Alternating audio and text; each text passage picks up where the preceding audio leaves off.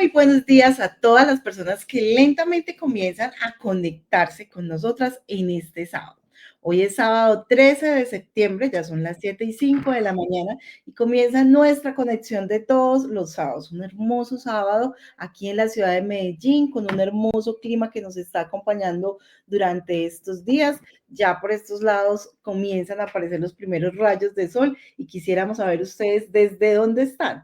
Pero antes de que nos cuentes desde dónde están, quiero saludarte. Mariana, muy buenos días. ¿Cómo amaneces? Buenos días, Andreita. Bien, gracias a Dios, disfrutando del sábado feliz, de este clima que ha sido tan benévolo estos días y, por supuesto, disfrutando de nuestra conexión de hoy en Conexión a Mamás. Claro que sí, Mariana. Hoy es un día maravilloso porque es un día en el que podemos descansar y podemos renovar nuestra fe, nuestro espíritu, darle vitaminas al alma, como dicen por ahí, llenarnos y nutrir nuestra alma para poder avanzar semana a semana. Queremos saludarlos y queremos saber ustedes desde dónde se están conectando. Ya por aquí comienzan a escribirnos y tenemos en esta mañana a Esther Becerra y nos dice feliz sábado, muy puntual desde Bucaramanga. Esther, cuéntanos cómo amanece la ciudad bonita de Colombia, cómo amanece Bucaramanga. Muy bien.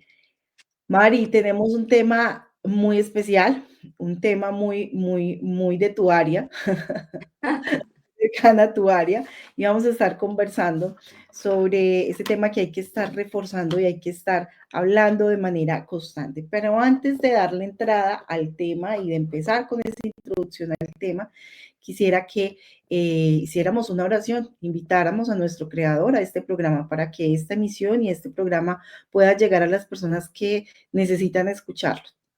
Entonces, ¿qué te parece si inclinamos el rostro y vamos a orar? Por supuesto, André.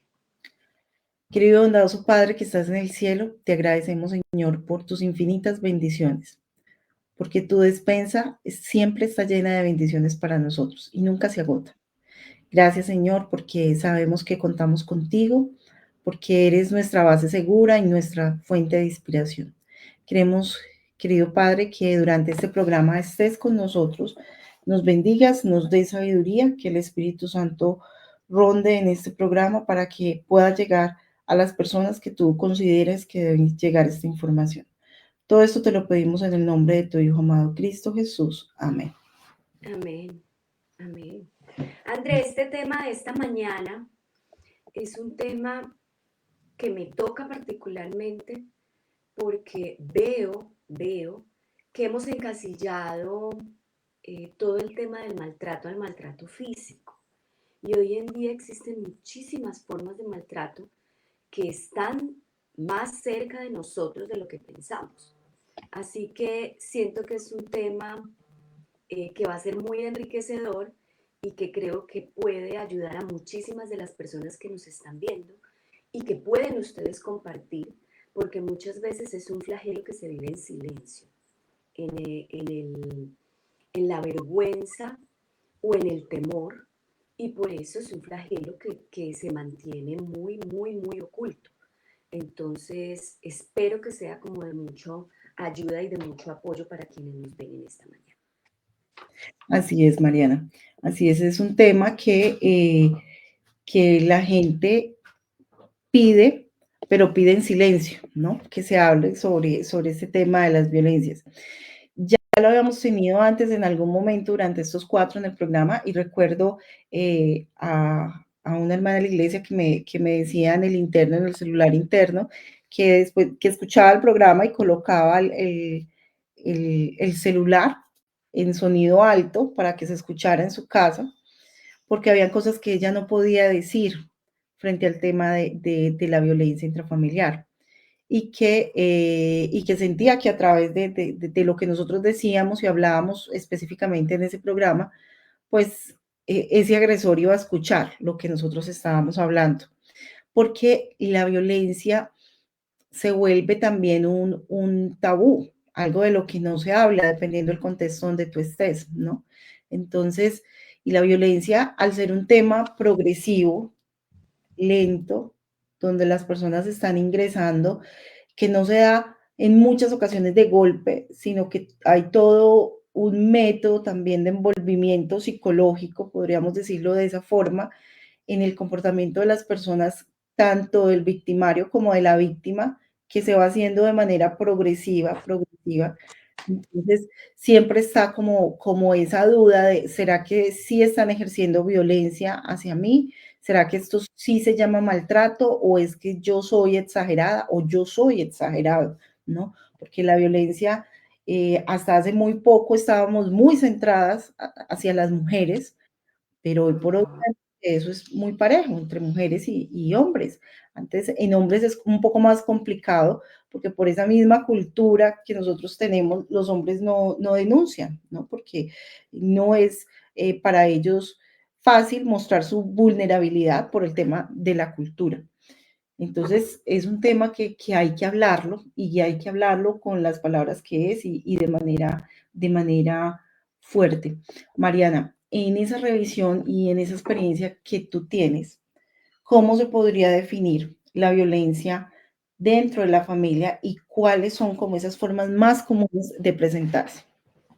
André, mira, la violencia intrafamiliar viene siendo un patrón de conducta donde uno o varios de los miembros de la familia ejercen de alguna manera poder, ejercen control y ese poder y ese control que ellos ejercen va generando un daño. Y ese daño puede ser de muchas maneras. Entonces ahí entramos al clásico ejemplo de ese daño físico, donde realmente hay un contacto físico agresivo y que causa inevitablemente moretones, empujones, bueno, y que hay otros pues que pueden ser más fuertes, pues y que no vamos a mencionar también porque no podemos, pero que realmente tienen un impacto físico sobre el otro. Y fíjate que el lenguaje que estoy usando no es exclusivamente dirigido hacia la mujer, hacia la mamá, hacia la esposa, porque es que precisamente la, el maltrato, la violencia intrafamiliar ha avanzado, digamos avanzado, porque en realidad digamos que es un retroceso, y es porque es de cualquier miembro de la familia hacia cualquier miembro. El maltrato no solamente puede ser visible como los golpes, sino que además hay otras formas evidentes que son más modernas, como la manipulación, el aislamiento, la intimidación, el maltrato verbal, el abandono y hoy en día el tema de la violencia económica, que también se ha vuelto muy fuerte. Y ahora que tú mencionabas el tema de los hombres, hay un tema de violencia económica contra los hombres, porque en nuestra sociedad y como eh, se han dado las cosas, los roles se han invertido bastante. Entonces, eh, los tipos de maltrato ahora pueden ser prácticamente infinitos.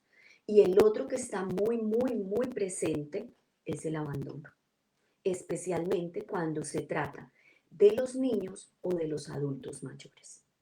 Entonces, para concretar y para que podamos entenderlo, es un patrón de conducta donde uno o varios miembros de la familia ejercen poder y control sobre otros, causando un daño, cualquier tipo de daño de los que acabamos de mencionar.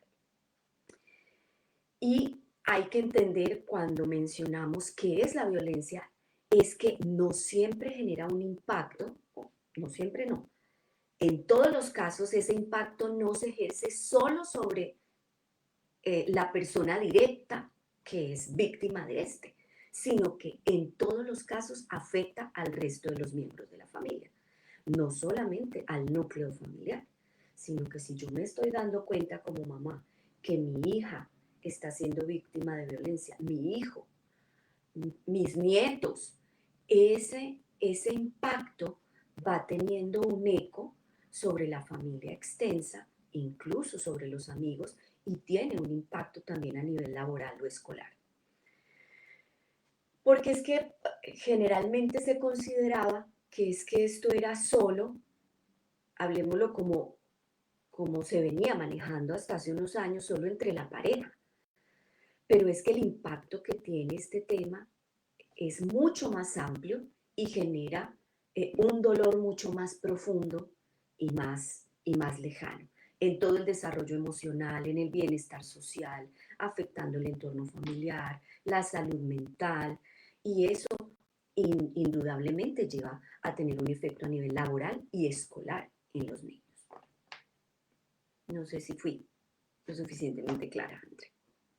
Sí, Mariana, claro que sí. Mariana, a nivel, pues desde esa parte legal, desde el derecho, desde la psicología, se considera que hay un tema de maltrato cuando hay algún grado de poder del agresor, ¿cierto? Hacia su víctima, ¿cierto? A nivel legal funciona lo mismo, siempre es porque hay alguien que tiene algún grado de poder, sea el grado de poder económico, sea social, sea moral, frente a su victimario. No, André. Y O hablamos sea, en términos legales. sí, pero no lo podemos hablar solo en tema de autoridad, porque el tema de la violencia intrafamiliar de hijos hacia padres Ah, ok. se ha disparado terriblemente. Sí, sí, sí. O sea, es un tema muy difícil. El Ujú, Código de Infancia y Adolescencia y los problemas que ahora tienen los defensores con los muchachos es que hay muchachos supremamente agresivos y no generalmente es porque haya una relación económica, porque pasa con los que son más adultos y empiezan a sostener el hogar. Entonces, ujú, pero no, hay chicos muy difíciles que traen a su espalda una historia también de violencia y es un tema que quiero tocar en algún momento dentro de la charla de hoy porque a mí me parece muy válida y es cuando nosotros intentamos romper ese esquema de violencia que traemos, especialmente porque hay padres que todavía creen, firmemente yo no lo creo, que los golpes físicos son una forma de educar. ujú, Eso es una forma de prolongar y de validar todo este tema de la violencia. ujú, Entonces, no necesariamente tiene que haber una relación de autoridad o poder. Simplemente hay hijos de edades muy pequeñas, 10, 11, 12 años, que ya ejercen violencia sobre sus padres. No solo violencia física, sino que hay muchachos ya en la adolescencia que se vuelve más difícil y todo este tema de la manipulación ujú. y la agresión emocional y que también son victimarios. Sí, eso que tú acabas de explicar me parece súper importante, Mariana, porque es cierto, o sea, la sociedad va cambiando y las estructuras sociales van cambiando y esa manera como se van articulando la familia y los roles dentro de la familia. Y sí, lo que tú dices, en consulta también llegan muchos, está llegando mucho adolescente en los últimos 5 años, pensaría yo que pues siempre han estado, pero quizás han aumentado de pandemia para esta fecha y es esta conducta agresiva. Quizás yo asimilo mucho ese tipo de conductas agresivas, no solo como al historial de violencia, que reportan los adolescentes, sino también a lo que en algún momento lo hemos hablado acá, y es a la exposición constante a factores externos, como por ejemplo el uso intenso de las redes sociales, del Internet, de los videojuegos, que de cierta manera generan conductas normales o de generar normalidad frente a temas de violencia, ¿no? Entonces, el uso excesivo de los videojuegos, donde factores de riesgo como el yo no golpeo a otra persona, yo no ejerzo algún tipo de maltrato, pues aquí se ven detonados.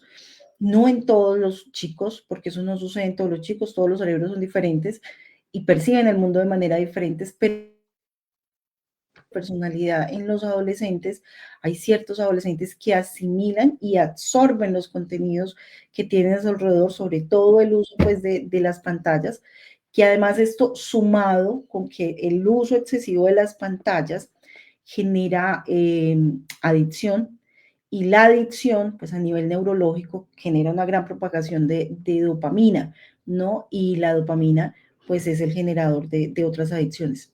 De hecho, creo que en el programa pasado, en uno de estos programas, yo mencionaba que ya se empieza a hablar de que luego de la pandemia la enfermedad mental más frecuente son las adicciones, ¿no? Y dentro de las adicciones, la que va punteando es el uso de las pantallas y ya se han comenzado a hacer estudios sobre ese efecto del uso de las pantallas en los adolescentes, la normalidad de la conducta de riesgo en factores que facilitan la aparición de conductas agresivas, de conductas violentas, y eso sí se percibe asociado frente al tema de que tú estabas mencionando, y es como los chicos hoy en día, los adolescentes hoy en día, ese respeto que se tenía antes hacia la figura de los padres, de la autoridad, sobre todo la representación de la autoridad empieza como a sesgarse y el adolescente ya no percibe la autoridad como se percibía antes, ¿no? Como le enseñaban a uno cuando estaba pues joven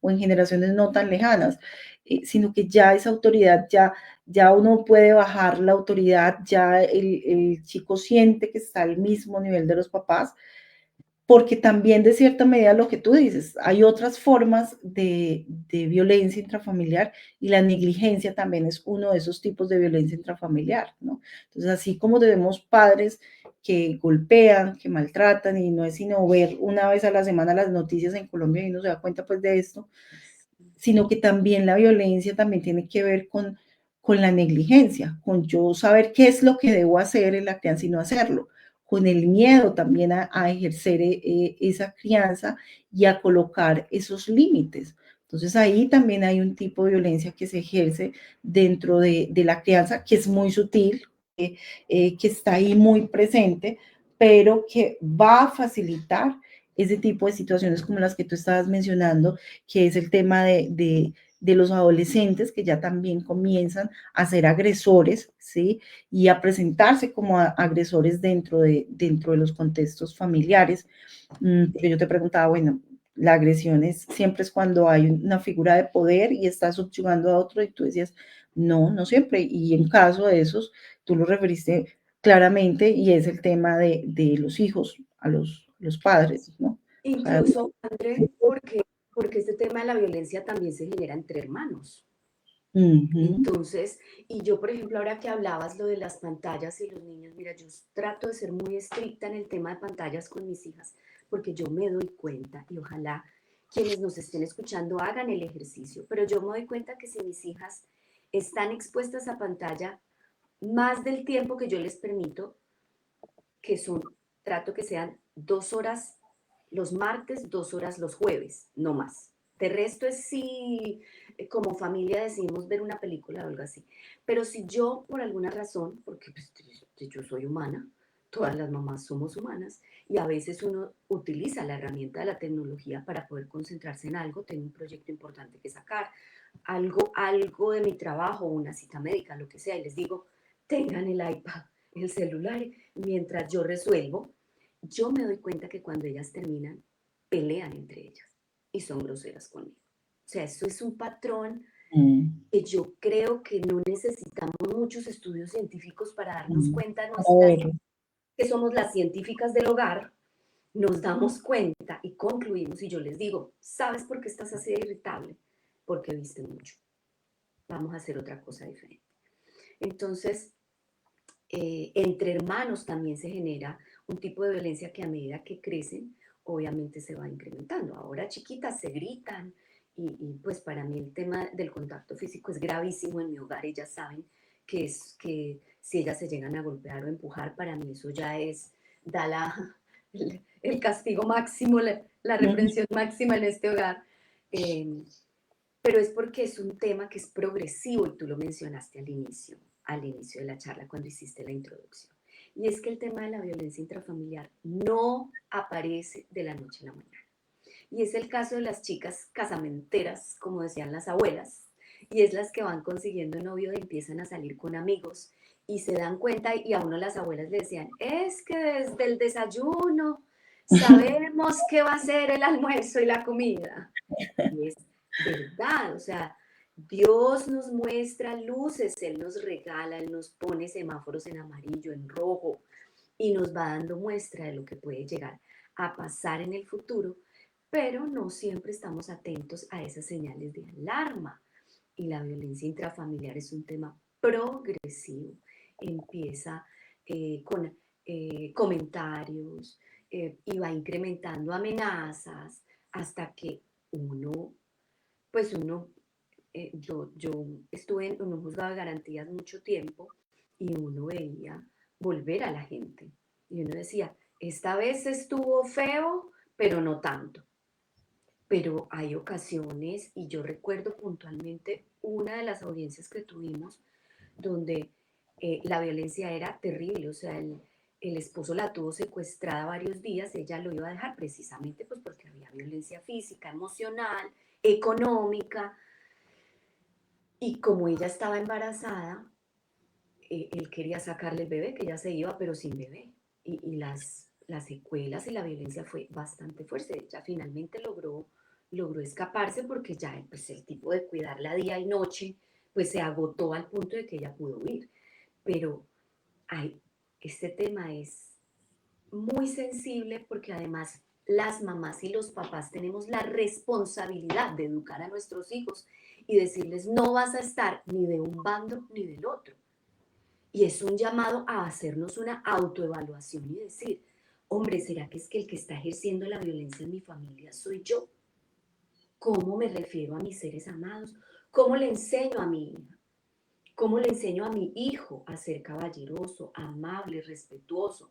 Y a mi hija a hacer lo mismo. Una dama respetuosa, amable. Y eso se enseña, Andreita, como lo hemos visto en casi todos nuestros programas, desde el ejemplo. Si ellos ven un papá autoritario, posesivo, manipulador, controlador, los hijos aprenden lo mismo. Entonces, si nosotros queremos educar y sacar al mundo hijos como el Señor nos llama, a ser hijos respetuosos, temerosos de Dios, que amen a sus esposas, a sus hijos, hay que ser ejemplo desde el hogar y no siempre es sencillo. Yo me voy emocionando con este tema, así que toca que me, No, no, que me controles, que me controles. no, para nada, súper, súper interesante todo lo que estás hablando, Mariana, porque así es, o sea, y lo interesante de este tema es que nosotros hablamos de violencia y uno está imaginando la persona golpeada, con el morado, con esas marcas de maltrato físicas que son muy notables, pero hay otras formas también de maltratar, ¿no? Entonces, esta semana o la semana pasada había un caso pues que estaban colocando en las redes de un papá que cogió a golpes a un adolescente, ¿no? Entonces estaban pues como con todo el tema porque lo filmaron, bueno, todo el tema. Y entonces uno dice, bueno, pero esos son los casos que son visibles, que claramente uno dice el comportamiento de un adolescente se explica desde ahí, porque son visibles, pero también hay que hacer ese énfasis en que hay otros tipos de maltratos que no tienen que ver con el golpe hacia los hijos, ¿sí? Y me refiero mucho a ese maltrato por negligencia, porque yo no le voy a colocar límites, porque me da miedo colocarle límites.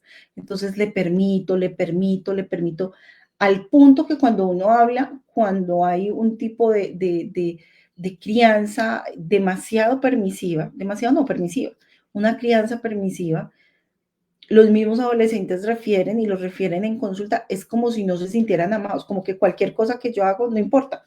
O sea, a mis papás no les importa, ¿sí? Y esa es también una forma de violencia que es sistemática, que es progresiva y que los papás muchas veces creen que están haciendo bien y no lo perciben como un tipo de violencia.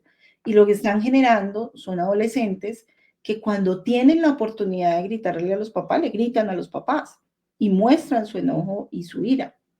Mari, vamos a mirar aquí mensajitos porque por aquí hay mensajes. Tú y yo nos ponemos a hablar y por aquí hay mensajes, lo más de bueno. Bueno, donde dice Esther, estamos preguntándole a Esther que cómo estaba la ciudad bonita y nos dice que está súper linda. Bueno, por acá tenemos a Marta Becerra que nos dice feliz y bendecido día. Y por aquí tenemos a Luz Mari Pérez. Luz Mari nos dice, buenos días, saludos desde Granada Meta. Esa autoridad se ha perdido precisamente porque los padres tratan mal a sus hijos, no solo físicamente, sino también maltrato emocional, así es, psicológico y financiero. Creo que es la contrarrespuesta defensiva en el trato de los padres. Sí, es como una respuesta frente a esa falta de vínculo en muchos casos. Ahora, quiero aquí también hacer un paréntesis muy claro y quiero dejarlo muy claro. Ese tipo de violencia se puede explicar desde esos factores, que viene con una historia de violencia intrafamiliar, de alguna forma física, financiera, emocional, porque los padres lo ejercieron, porque los padres no ejercieron autoridad, también se puede presentar por ese tipo de cosas, pero también no podemos arrojarlo todo como al tema de la crianza y el aprendizaje. Los factores de violencia también se generan cuando hay trastornos, cuando hay temas de salud mental en las personas.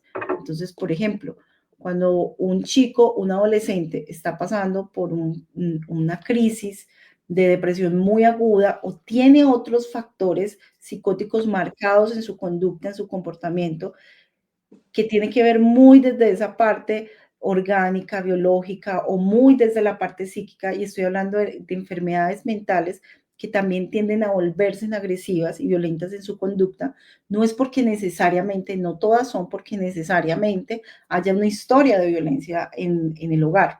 Muchas veces se pueden generar porque hay condiciones. Ustedes saben que nosotros no solo somos aprendizaje social, ¿no? También hay unos factores biológicos que están cubriendo el comportamiento. Entonces hay conductas, si una persona, si un adulto se presenta y se percibe agresivo en la calle y nosotros no lo conocemos, es posible que esté teniendo una crisis psicótica, que esté teniendo una situación de esquizofrenia, no necesariamente es por una historia.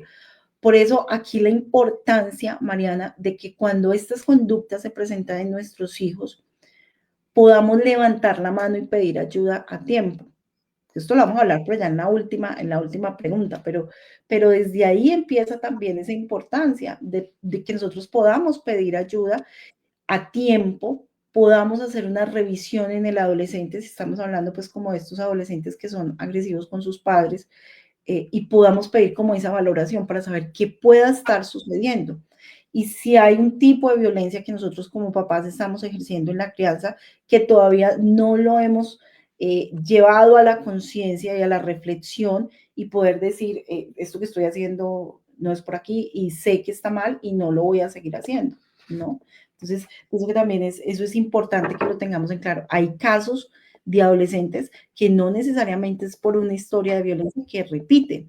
Hay factores también orgánicos, hay factores del comportamiento que tienen que ver desde la parte biológica, que es importante que tengamos presente.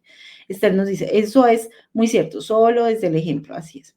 Aquí nos dice Ruth, pero no pensamos mucho en el maltrato psicológico y en el emocional. Así es.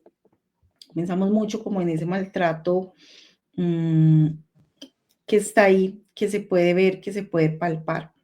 Y el otro tipo de maltrato se va como a escondidillas.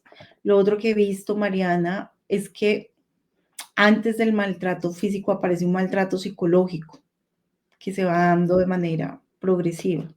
Mira El que físico es como ya lo que explota, pero y ese antes mal- en el proceso. y este tipo de maltrato, eh, yo creo que sí requiere mucha ayuda externa. O sea, todos los tipos de maltrato requieren ayuda externa porque los que estamos al interior del conflicto, del problema, del dolor, nos cuesta mucho trabajo entenderlo y superarlo en soledad, porque era lo que comentábamos al principio, y es que no nos gusta que nadie sepa, a nadie le gusta saber que yo estoy siendo agredida o que yo soy un agresor.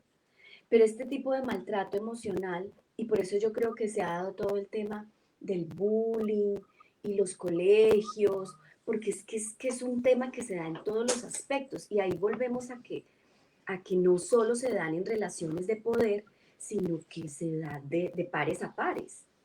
Y eso es un tema que tiene que ver con baja autoestima, con tantas cosas que tú podrías explicar mejor, desde dónde podría uno buscar ayuda, buscar apoyo, porque es que uno lo ve en ocasiones desde los hijos. Y a veces uno vino con comentarios y frases que, que dolieron, que duelen en la adultez y que despiertan en la maternidad, por ejemplo. y que son secuelas de un maltrato psicológico, de un maltrato emocional que generaron dolores y cicatrices que se demoran en curar. Así es, Mariana, de todas esas heridas que lo hablábamos en el primer semestre de este año, y son como todas esas heridas emocionales que se van cultivando. Y me llama la atención lo que tú dices, y es hasta dónde nosotros como padres somos conscientes de que estamos ejerciendo violencia, ¿no? Yo siempre le digo a mis pacientes, les he dicho cuando son temas de crianza, no nos las sabemos todas de crianza porque cada niño y cada hijo es una experiencia de crianza diferente. Son experiencias de crianza, ¿cierto? Eh, pero hasta qué punto nosotros como papás ejercemos violencia y no somos conscientes de ese ejercicio de la violencia.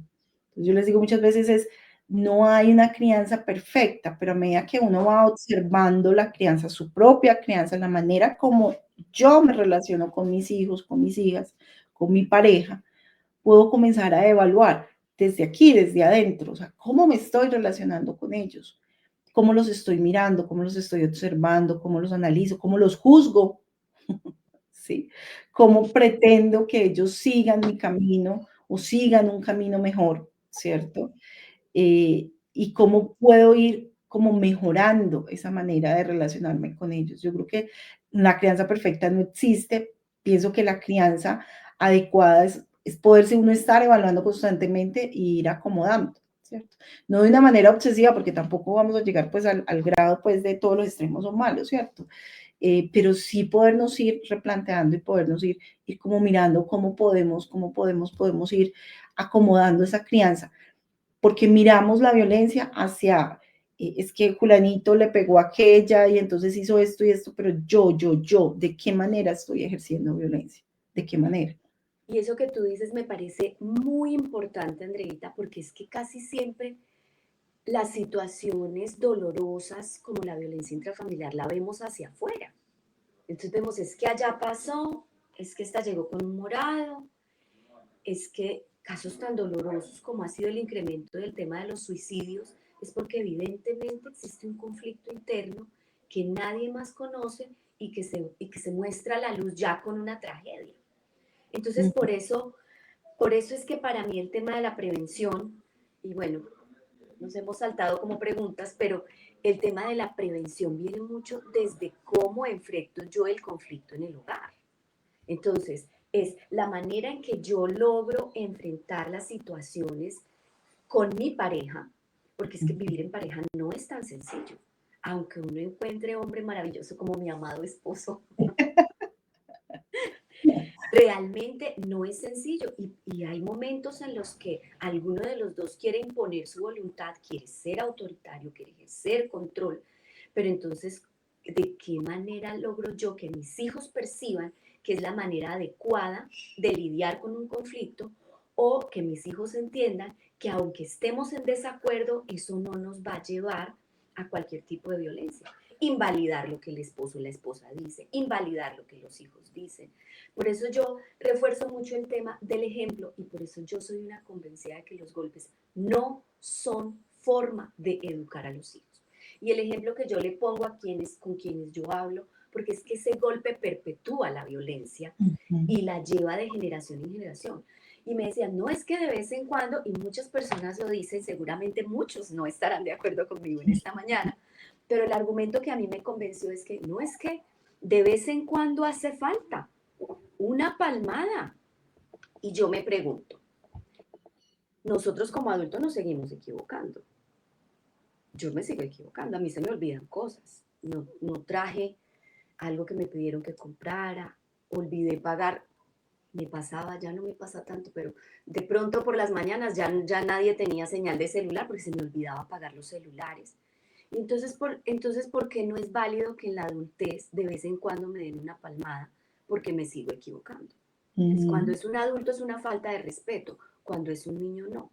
No, es una ¿No? falta de respeto, así es. ¿Qué es Así tan básico como eso? ¿Por qué? ¿Cuál es la diferencia? No hay diferencia. Un golpe es una falta de respeto en cualquier etapa de la vida. Un grito es una falta de respeto en cualquier etapa de la vida. Y creo que es lo que más nos cuesta a la mayoría, porque uno sí le levanta la voz a los hijos frecuentemente. ¿Y por qué a la pareja no? No, eso es una falta de respeto y es una forma de violencia que se va perpetuando. No nos vamos a ir a los extremos, como lo que hemos hablado en principio. Entonces ahora es que yo no puedo hablarle con firmeza a mi hijo porque lo estoy educando. No, por supuesto que sí. Porque es que usted tiene la autoridad y usted está encaminando un ser humano para que funcione en la sociedad, para que funcione en su hogar, en su trabajo, en su colegio. Pero hay formas de violencia tan pequeñas que seguimos aceptando que lo que estamos haciendo es entregarle a nuestro hijo un paquete que va a seguir llevando por el resto de su vida. Y ahí es donde yo pienso que si todos fuéramos un poco más conscientes del tema de la violencia y lo que representa, no irnos hasta el extremo de lo grande, entonces podríamos educar un mundo con un menor índice de violencia.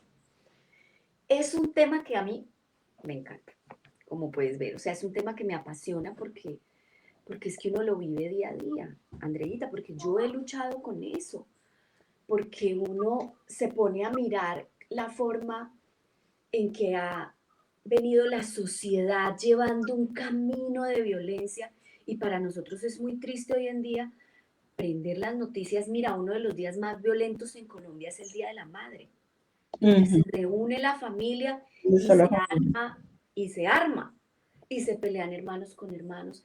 El abandono de los ancianos, el abandono hacia los niños pequeños, porque es muy cruel, pero hay muchos padres que se arrepintieron de tener hijos y entonces lo que ha pasado es que se los entregan a una niñera, la tecnología.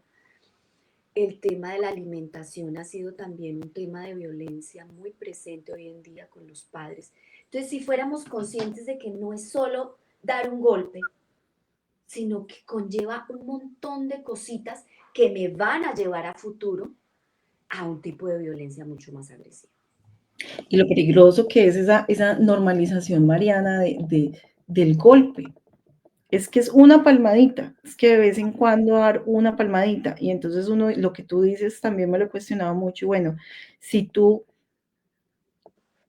a tu compañero de trabajo resulta que no te prestó los marcadores, no sé, alguna situación no te prestó algo o no te facilitó algo, yo lo cojo a golpes, pues le doy una palmada.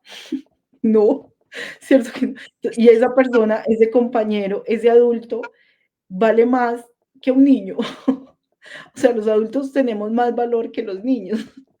Es Incluso como un la adulto, pregunta, ¿no? incluso un adulto se puede defender, un adulto te Claro, puede resultar, un adulto claro. puede huir, un niño no, un Un niño niño no. es indefenso y es Ajá, la persona que más te ama en la vida y eso trae unas consecuencias enormes en su adultez claro. y lo hablamos en el primer semestre de los programas que tuvimos.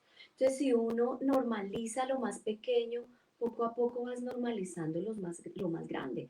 Y otro riesgo terrible de quienes permiten la violencia, que como lo hablábamos ya no son solo mujeres, sino hombres también, es que los hijos crecen y toman dos posturas generalmente. Bueno, digamos que tres. Quienes hemos decidido ponerle un alto a la violencia y decir no, este no es el camino aunque yo lo haya vivido. O quienes decidimos decir, ah, a mí nadie me la va a montar, olvídese y me vuelvo un agresor. O quienes hemos decidido decir, sí, y lo voy a aguantar toda la vida. Inconscientemente busco relaciones Ujú, con personas que me maltraten, que me agreden, que me ujú. minimizan, que me humillan. Entonces, esto tiene más efectos de lo que uno cree. Por Exacto. eso, por eso los canales para ayudar a quienes sufren violencia intrafamiliar son enormes. La Secretaría de la Mujer en Medellín tiene muchísimas alternativas para las mujeres que están siendo víctimas de la familia. No existe una secretaría para el hombre porque al hombre le da vergüenza, le da pena. Y no nos vamos a mentir. Y lo voy a decir con toda franqueza. A uno le llega un proceso de violencia intrafamiliar de un hombre y a uno le da risa en la oficina. Pues, o sea, lo digo con vergüenza, no lo digo con... O sea, es vergonzoso y uno dice, pero mira este bobo grande, mira la pinguita que tiene de esposa y cómo es que se deja pegar. pero es porque eso viene antecedido de una violencia emocional que lo ha minimizado tanto que ese pobre hombre no logra defenderse, por lo menos ni siquiera de parar. Entonces mira que es que las implicaciones que tiene, este es un tema que da para mucho, pero que yo quisiera que la gente se fuera con, con la certidumbre de que es posible cambiarlo, de que es posible decidir una cosa diferente. Y sanar, porque ese cambio tiene que ver con ese sanar también ese pasado. O sea, si yo soy quien estoy ejerciendo la violencia, es poderme cuestionar. ¿Y qué es lo que quiero pasar a la otra generación? Porque finalmente quien está ejerciendo violencia de alguna u otra forma, pues también fue víctima, ¿cierto? Pues ha sido víctima, evidentemente, pero, pero también va a recibir sufrimiento por esa misma violencia que está ejerciendo. De alguna forma, hacia los hijos, el rechazo de los hijos cuando estén grandes o cuando están pequeños. eh, y eso se tiene que percibir, o sea, de alguna manera se tiene que percibir. Entonces, la importancia de comenzar a sanar y cambiar esos patrones, como tú decías ahora, de lo que nosotros traemos y tener una posición, bueno, yo voy a repetir la historia, yo voy a ser el agresor.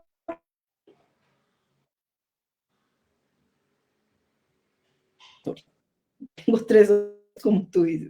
Entonces, una de esas tres, o cambio la historia, o quedo como víctima, o quedo como victimario. Entonces, ¿qué va a seguir bajo esa historia? ¿Cierto? ¿Qué pasa a nivel psicológico cuando, cuando se van presentando de manera progresiva estas conductas? Pues desde la psicología, cuando son conductas pues, de violencia intrafamiliar, sobre todo cuando son en pareja, lo que viene a pasar ahí es que hay como el relacionamiento y el por qué, que hay una pregunta que siempre hacen, perdóname que estoy dando muchas vueltas porque estoy organizando mis ideas mientras estoy hablando, pero la pregunta es, ¿por qué las personas no sueltan, no se separan? Me está agrediendo, ¿por qué la mujer no se separa? Le pegó, ¿por qué la mujer sigue ahí? ¿Sí? Hay maltrato desde la parte económica, sea de la mujer hacia el hombre, tú lo decías, es muy cierto, la sociedad ha cambiado. Ahora la mujer es la cabeza de hogar. Hay mayores posibilidades de que seamos las mujeres quienes tenemos el sueldo fijo, ¿cierto? Y toda esa estructura y ese cambio de estructura relacional en las familias, pues también hace que cambien las estructuras en el relacionamiento de las parejas. Entonces, ¿por qué este hombre se queda ahí? ¿Sí? Si la mujer verbalmente lo está maltratando, si lo humilla por el tema económico porque gana más o tiene cierto rango de poder, cierto económico dentro del hogar. Y, eh, y hay un tipo de violencia sistemática porque se quedan, ¿cierto? A esa pregunta del por qué se quedan, porque las personas no toman decisiones. ¿Por qué las mujeres o los hombres tienen que llegar hasta la muerte? Porque no tomaron decisiones a tiempo. Golpearon, golpearon, golpearon hasta que finalmente mataron a la persona. ¿Por qué la persona terminó hasta la muerte? ¿Por qué no frenaron antes? ¿Cierto? Que es la pregunta, porque a veces uno escucha en el contexto que dicen, pero ¿cómo puede ser tan boba? ¿Por qué se deja? Pero si es boba, ¿por qué no se va de ahí? Y realmente no es fácil, esa situación no es fácil de manejar, Mariana, porque no es fácil porque a nivel psicológico también existe esa relación de codependencia emocional, ¿no? Y la codependencia es un tema muy complejo, muy delicado, es muy complejo. Por codependencia es cuando nosotros escuchamos en las noticias, cuando escuchamos en la radio, en cualquier emisora, de que la pareja mató a Julanito y no sé qué, y uno dice, pero ¿por qué lo mató? O sea, ¿por qué se llegó a ese extremo? Por una codependencia emocional. Y en esa codependencia emocional es que tienen días que están muy bien y días que están terriblemente mal. Pero cuando están terriblemente mal, aparece en la conciencia como que no podemos volver a estar bien. Esto se va a solucionar, esto tiene solución.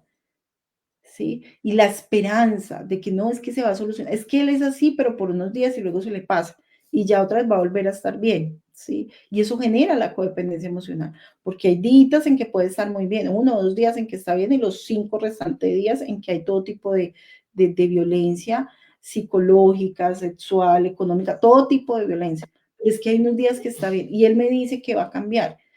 Entonces, bajo esa esperanza de que la persona puede cambiar, fácilmente se caen en estas redes de manipulación emocional y de codependencia.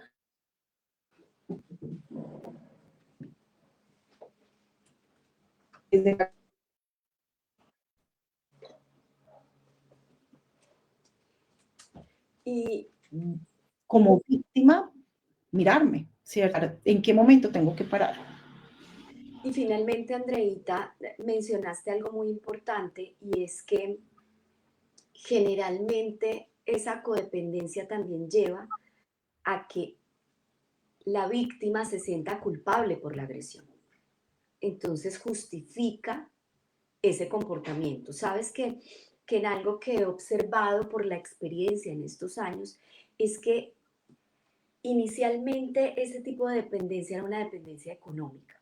Entonces, la mujer no salía de esa relación conflictiva y difícil porque no tenía cómo salir de ella, no tenía cómo darle de comer a sus hijos, comer ella, no tenía para dónde irse, era muy mal visto el tema de la separación, entonces prácticamente los papás volvían y la llevaban, la policía en los pueblos y las veredas volvía y le llegaba a la mujer como para que termine de educarla, mira, educarla, pero hoy en día hay un fenómeno muy particular y es que estamos viendo mujeres completamente independientes en su tema laboral, económico, con un manejo de personal perfecto, un manejo laboral impecable, pero en su relación interpersonal con la pareja es una pareja violentada terriblemente emocionalmente, minimizada en el sentido de su físico, que es algo que ocurre mucho ahora, que estás gorda, que estás vieja, que estás fea, que estás no sé qué, que te falta, que te sobra, que por allí, que por allá, y son completamente minimizadas y uno dice, hombre, para este tipo de mujer sería fácil salir de esta relación conflictiva.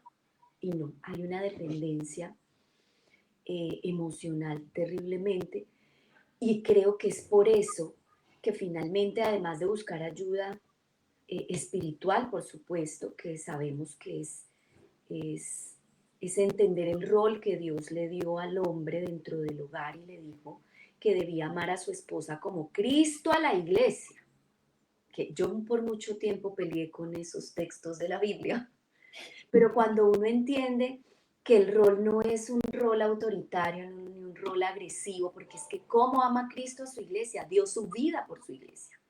Y ese es el rol que deben tener. Y por eso cuando dice que las mujeres debemos estar sujetas a nuestros maridos, es porque la primera premisa se ha cumplido, porque el hombre se comporta como Cristo con la iglesia. De resto no estás cumpliendo con tu parte. Amigo, yo no tengo por qué cumplir con la mía. Yo salgo de esta relación que pone en peligro mi vida y la vida emocional y física de mis hijos, de mi Y descendencia. hacerlo a tiempo, Mariana. Es que el tema es el hacerlo a tiempo, ¿sí? Y por eso el apoyo es importante, André. Aquí el apoyo es importante. El consejo que yo le doy a alguien. Y aquí resulta fundamental porque es que uno todavía escucha mamás, tías, abuelas, señoras, digamos que en jóvenes no tanto lo oye uno, pero mija, aguante, mija, A mí me ora. tocó peor, aguante. Exacto, y era muy doloroso porque a nuestras mamás y a nuestras abuelas les tocó peor. Sí, sí, Mija, pero mire que ese es un buen hombre. Vea que él no, usted no la ve con viejas en el parque. sí. Mire que usted, mire que no le falta nada. Entonces, poder atender un consejo o nosotras dar un consejo oportuno, amoroso, respetuoso, muchas veces solo en principio escuchar mientras uno puede entender la situación para que la persona vaya teniendo confianza, eh, es vital. Encontrar quien te dé el apoyo y la fuerza de yo te acompaño en este proceso, pero vamos a buscar ayuda. Vamos a buscar un profesional que te oriente, que vuelva a nutrir y que esas jarritas del amor, del respeto, que te hagan fuerte para finalmente tomar una decisión. Y aquí, Mariana, es importante lo que tú dices, y es que eh, es el poder colocar límites. Yo pienso que este tema de maltrato tiene mucho que ver es con el tema del límite. hasta dónde yo le permito al otro y hasta dónde también mis creencias, lo que tú dices, mis creencias de, entonces el matrimonio es para toda la vida, pase lo que pase, suceda lo que suceda, y lo permitimos. Y eso también lleva a que muchas veces ya en el contexto pues de la iglesia, las mujeres no hablan, ¿no? Porque es que yo tengo que aguantarme, ¿sí? O me tengo que acomodarme a las necesidades de él. Entonces, si él es mal geniado, iracundo, le pega a los niños, me pega a mí, yo me quedo callada porque, pues porque es que el matrimonio es para toda la vida y eso tiene que ver también en ese saber dónde va ese límite, ¿sí? Hasta dónde en realidad va el límite de que pongo en riesgo mi vida, porque al poner en riesgo mi salud mental también estoy poniendo en riesgo mi vida física y puedo poner en riesgo la vida de las personas que tengo alrededor, ¿sí? De mis hijos. ¿A dónde se coloca ese límite? ¿Dónde puedo colocar ese límite y la necesidad de colocarla a tiempo? Si una relación de pareja, si un matrimonio está mediado por la violencia, las personas pueden cambiar, sí, pero hay estructuras que difícilmente van a cambiar de la noche a la mañana o a los 3 meses o a los 6 meses, sino que hay temas de fondo en que la relación no deben, las parejas no deben estar juntas, porque el daño no se va a solucionar con 6 procesos de 3 sesiones terapéuticas, sino que tienen que estar separados para sanar cada uno de manera separada y ver si más adelante se puedan encontrar, ¿no? Entonces eso también yo creo que y esas es de las cosas que a veces la gente no les gusta escuchar, pero hay relaciones de pareja que Que no, no hay. no son para estar juntas, ni siquiera para estar juntas, no son para tener pareja. Hay daños emocionales tan grandes en las personas que esos daños llevan a que una persona no debería tener pareja porque va a hacer daño frente a esa pareja que tenga, ¿sí? Por lo menos no hasta que haga un tratamiento terapéutico que se lo Y permita. largo, y Mira, muchas veces es largo, porque a veces me dicen, pero Doc, es que yo, nosotros estuvimos, hicimos pues el curso prematrimonial y hemos estado en terapia pareja y llevamos 2 años, pero la conducta sigue, sigue, sigue. Sí, hay conductas que se van a mantener porque hay estructuras psicológicas que son muy fuertes, muy, muy arraigadas y que uno dice, hay personas que no deberían estar casadas, o sea, no, que deberían privarse del matrimonio, que deberían centrarse en sí mismas, en sanar a sí mismas antes de un matrimonio, de comprometerse a tener una familia, ¿sí? Todo eso, por eso es la importancia también de poderse evaluar antes de casarse. O sea, nos casamos porque socialmente es muy bonito, porque mis amigas están casando, porque ya estoy en edad, pues si estoy ahorita, ya estoy en edad de casar, yo pues que le cogió la tarde, que ya va llegando a los 30 años, bueno, y ese tipo de pensamientos y de creencias sociales, pues nos llevan a cometer muchos errores, porque no pensamos en realidad, yo estoy lista para casarme, yo estoy lista, he sanado lo suficiente para casarme, ¿sí? Y poder mirar también en el otro. O sea, esta persona, estos defectos que le veo en el noviazgo, cuando esté en el matrimonio, eso vuelve mucho más grandes. claro, por Grandes. supuesto. Entonces, podernos preparar ante eso y saber que no todas las personas son para estar casadas, no todas las personas, hay personas que necesitan estar solas, porque si no se hacen daño a sí mismo o le hacen daño a otra persona. Y Mm. por eso el tema de la prevención, Andreita, me parece que este tema es vital desde el hogar, desde la familia. Mira, yo trato de enseñarle a mis hijas y yo les digo a ellas, cuando las veo alteradas, que me dicen, pues todos los hijos a veces le dicen a uno cosas que lo maltratan a uno emocionalmente Te también, duelen. que Ujú. uno le duele como papá. Y yo les digo Claro. a ellas, ¿sabes qué? Yo no estoy donde me tratan mal. Cuando estés tranquila podemos hablar, pero en este momento yo me voy. Y Y yo me ahí, retiro pues, de donde esté. pero fíjate que en ese acto, en esa conducta, cómo ellas están observando, ¿sí? O sea, te generaron un dolor, pero tú no solo lo verbalizaste, sino que lo hiciste, te vas del lugar. Exacto. Y ahí en esa conducta de irse, me voy del lugar, ellas están observando qué se hace. O sea, es que no es solo decir, sino es hacer. Llevémoslo al plano de los adultos, ¿sí? Y en las relaciones de pareja de violencia. No es solo decirle a la pareja, me estás agrediendo, me estás violentando, me estoy sintiendo vulnerable, sino es tomar decisión frente a eso, una acción frente a eso, una conducta frente a eso, ¿sí? No solo decirle, si tú le dices y la persona continúa, mira, es que lo hablamos en terapia, lo hicimos allí, acá, allá, y la persona continúa en ese ciclo de violencia, ¿qué tienes que hacer? Irte. La conducta de hacer, ¿sí? Y lo que Y decíamos, también, ellos observan, ahí las niñas están aprendiendo. ¿Qué y es? No también, es hablar, es Andreita, hacer. permitirles que ellas lo hagan. Porque es que a los papás se nos olvida que también al contrario tiene que pasar. Entonces, yo como mamá también me altero. Entonces también a veces grito. Y yo permitirles a ellas que ellas me digan, no, mamá, espera, no me grites, cuando estés tranquila hablamos. Entonces a los papás eso ya nos parece una falta de respeto, pero no estamos entendiendo que ellos están haciendo lo que le hemos enseñado. Entonces uno decirle, listo, hija, tienes razón, separémonos este rato, o listo, no mamá, a mí no me grites, hablamos cuando estés tranquila y mi hijo sale y se va. Generalmente uno que le dice a los hijos, un momentico, que es que ¿Dónde se va? queda porque no hemos terminado. No, no, no, es que está haciendo lo que yo le he enseñado y eso cuesta mucho, pero finalmente si uno lo reflexiona con cabeza serena, uno dice, no lo estoy haciendo mal, está aprendiendo, por eso yo quisiera que en esta mañana los que nos escuchan, en este día, hoy cambiaran una conducta violenta que están haciendo ellos mismos o que tomen una decisión, así sea pequeña, respecto a un momento de maltrato que estén viviendo. Porque es que este camino se empieza con cosas pequeñas. Yo enseñándole a mis hijos y es enseñándole a veces, es no permitiéndole a mi pareja que me violente. Y decirlo a viva voz. Es un tabú el tema de que no siempre algunos conflictos se solucionan delante de los hijos. Yo no estoy de acuerdo con eso. Yo sí creo que en ocasiones hay que decirle a la pareja, un momento, no me gusta lo que me estás diciendo, delante de los niños. Yo creo que me lo puedes decir con respeto.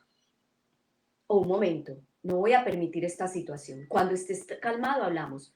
Chicas, nos fuimos. No sé, pues a mí no me ha pasado así como La acción, a mí me parece que este tema de la mal. acción, Mariana, es tan importante, o sea, de que no nos quedemos, porque es que son límites, no nos quedemos en enseñarles a los hijos y en nosotros mismos también, decir, no me maltrates, no me violentes, sino tomar acciones, me voy de ese espacio, o sea, tengo que ejercer una conducta, ¿sí? Si yo tengo un novio que me está violentando, ¿sí?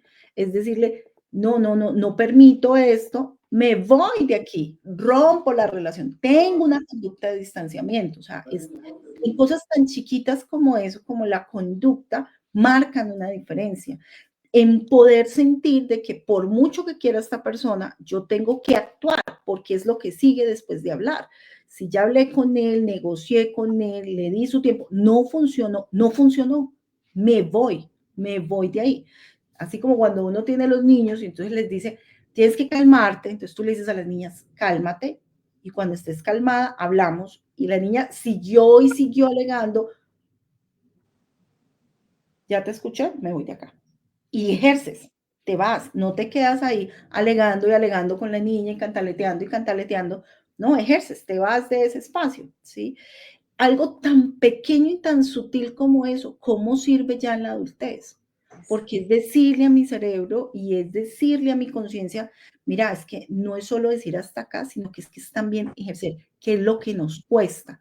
Nosotros cognitivamente tenemos claro, y yo creo que cualquiera de las personas que nos está escuchando en este momento la tiene clara, y es no permitimos la violencia, o sea, cognitivamente la tenemos clara, no lo permitimos, o sea, que nadie ejerce violencia hacia mí. Nos cuesta entender que nosotros también ejercemos violencia hacia otros, pero la tenemos clara que hacia mí no, nadie ejerce violencia, si eso lo tenemos, porque ya lo hemos lavado, ya lo tenemos claro, está limpia la manta, la lavamos tanto de que nadie ejerce violencia, sí, esa la tenemos clara, cognitivamente. Emocionalmente, no. Porque no ejerces violencia es decirle no más. Hasta aquí llegas. Y no es porque tú vayas a pasar de esta mano, es que yo me voy de acá. O sea, si tú pasas, yo me voy y me voy. O sea, y lo hago, me voy. Entonces, ese detalle marca la diferencia. Cognitivamente nosotros lo sabemos, aunque cognitivamente no aceptamos que de alguna forma quizás no nos hemos planteado, no nos hemos sentado a pensar, bueno, yo he ejercido violencia hacia otros, venga, es posible que yo haya ejercido, y bien fácil que haya ejercido violencia hacia otros. Entonces no me lo cuestiono, ¿cierto? No, no me lo he pensado. Pero sí que no me hagan violencia hacia acá. Pero no es solamente que no me hagan violencia, es cognitivamente lo entiendo, conductualmente no lo entendemos, porque conductualmente nos quedamos en esas relaciones. ¿Sí? Entonces yo puedo tener un tipo de maltrato, de violencia psicológica como el tema de la infidelidad, y son reiterativas y reiterativas las infidelidades de mi pareja, y reiterativas y reiterativas, y yo me quedo. Entonces yo sé que lo que él está haciendo está mal, sé que me está maltratando psicológicamente, lo tengo hacia acá, cognitivamente lo entiendo, ¿cierto? Lo verbalizo, le digo, me estás haciendo daño, pero no actúo frente a eso. O sea, ese tema de la conducta, del movilizarme frente a eso, de que no es solamente decir no, sino también es moverme frente a ese no, es actuar, no quedarme quieto esperando que el otro actúe, porque ese es el tema. Yo espero a que el que me está agrediendo actúe, deje de hacerlo, que el otro lo deje hacer. No, no es que el otro lo deje hacer, es que yo no lo puedo permitir, no lo permito, yo me retiro, porque no lo voy a permitir, independiente si el otro continúa en su círculo de violencia, me dice, no, es que yo soy la que tiene que tomar la decisión de irme de ese espacio. Entonces, mira que ese ejemplo que tú diste ahí, perdóname que nos extendimos ya nos acabó el tiempo, pero es que ese ejemplo que me diste de las niñas, claro, es que es la conducta, lo que yo le estoy enseñando a ella. Y Andreita, mira, hay otra cosa y es que ahora que tú decías, es que no aceptamos que también nosotros agredimos. Yo lo he visto más con mis hijas.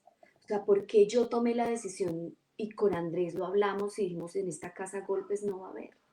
No va a haber. O sea, mis hijas se pueden equivocar en lo que, y yo no voy a decir que alguna vez no lo hice. A Sarita, cuando estaba muy bebé, alguna vez le di una palmada y me sentí terriblemente mal. Pero eso no quiere decir que todavía como mamá o papá en ocasiones no ejerzamos actos de violencia con ellas. Entonces a veces cuando yo estoy muy alterada y grito, eh, porque estoy presionada por la razón que sea que no tiene justificación alguna, después de que ellas me ponen freno o simplemente se van, entonces viene un acto de reparación y un acto de reconocimiento. Yo, que fui quien ejerció esa violencia, quien agredió a la niña. Lo que pasa es que los papás no lo vemos con claridad. No vemos con claridad esos actos de violencia que perduran y que los llevan a hacer lo mismo. Pero yo me acerco a mi hija y le digo, mi amor, eso que yo hice estuvo muy mal. Y alguna vez, para mí es muy duro, porque a veces, en ocasiones, yo me he ido llorando a la oficina. Y me subo al bus, me dan ganas de llorar otra vez. y lloro todo el camino. Y a veces las llamo, y entonces por la tarde las llamo. O cuando llego a casa le digo, mi amor, eso que pasó esta mañana estuvo muy mal. Mamá no debió decir eso. Perdona. Yo voy a tratar de ser una mamá mejor para ti porque yo te amo. Y cuando tú me veas así, muy enojada, dímelo, dime, mamá, estás muy enojada o cualquier cosa. Porque es que es una forma de yo reparar ese daño que estoy generando en mi hijo. Se nos ha ido el tiempo volando, Andreita. Hay muchísimas. Mari, por Dios, claro No que sé si sí. quieres leer comentarios y cerramos. Claro que sí, Mari. Vamos a leer por aquí. Tenemos, bueno, estamos hablando desde el ejemplo, a ver por dónde quedé yo. Ah, bueno, aquí nos dice Ruth Velázquez. También como docentes podemos ejercer violencia. Sí, el acoso escolar. Ahí está ese tema de la violencia dentro de los ambientes escolares, y ejercemos violencia cuando le decimos al estudiante la manera como evaluamos, también es una manera de ejercer violencia silenciosa. Esa manera como evaluar hay que mirar cómo se evalúa, cómo se hace una devolución, que si se hace de manera adecuada, profe Ruth, no tendría por qué tener algún grado pues de violencia muy por debajo de línea. Stephanie Araujo nos dice, feliz sábado, después de mucho tiempo alcancé a estar en el directo.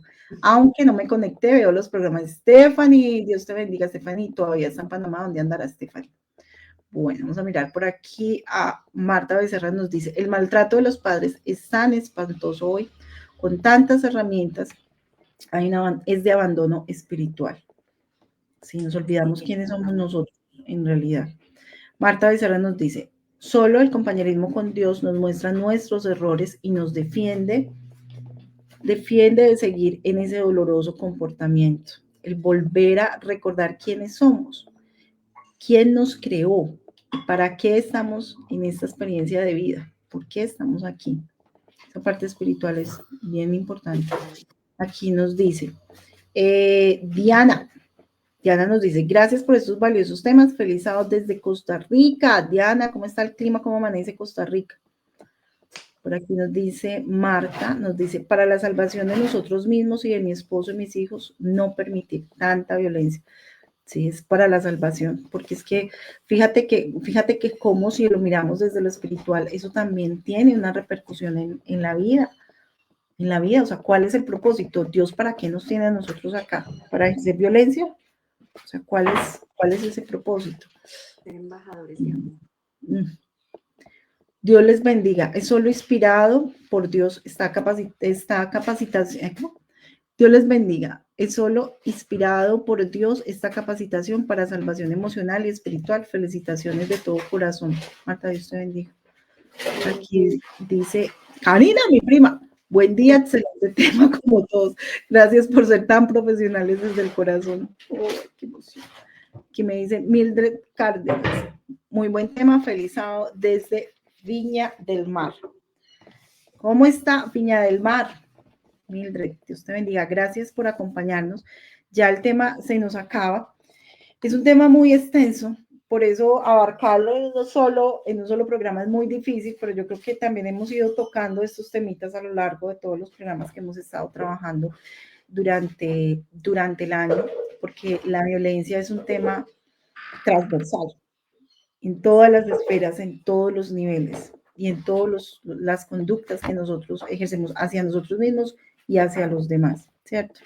Mariana, muchísimas gracias, Dios te bendiga por tu experiencia, por traernos parte de tu trabajo del día a día. O sea, te pusimos a que te desahogaras de tu trabajo diario aquí al programa, pero gracias por hacer parte de esta mesa de trabajo y por abrir micrófono a todo eso que tenemos que hablar y que debemos ser muy claros en ese hablar. Sonia nos dice, feliz sábado, conectada desde Ibagué. ¡Ay, mi tierrita, qué rico! Mari, Dios te bendiga. Gracias a ti. Esperamos pues que toda esta conversación también, pues desde tu experiencia, pues que sea enriquecedora para quienes nos escucharon en esta mañana y que puedan compartir con otros. No sabemos qué impacto pueda tener esto a largo plazo sobre muchas personas y que pueda ser vivencial. Quisiera que como tarea de hoy fuera vivencial, que con mucha conciencia midiéramos cada acto del día de hoy. Así es, Mariana, a cuestionarnos, creo que la tarea también está clara, cuestionarnos qué tipo de violencia nosotros también ejercemos, y cuando alguien ejerce violencia hacia nosotros, cognitivamente lo tenemos claro, pero ¿qué hacemos a nivel conductual? ¿Cómo nos movilizamos? Porque tenemos niños, tenemos hijos que también están observando cómo nosotros actuamos, y es momento más que suficiente para detener cualquier ciclo de violencia y la repetición de la violencia. Mariana, Dios te bendiga. Feliz sábado. Feliz sábado, Andreita. Dios te bendiga. Chao, chao a todos. Gracias por acompañarnos.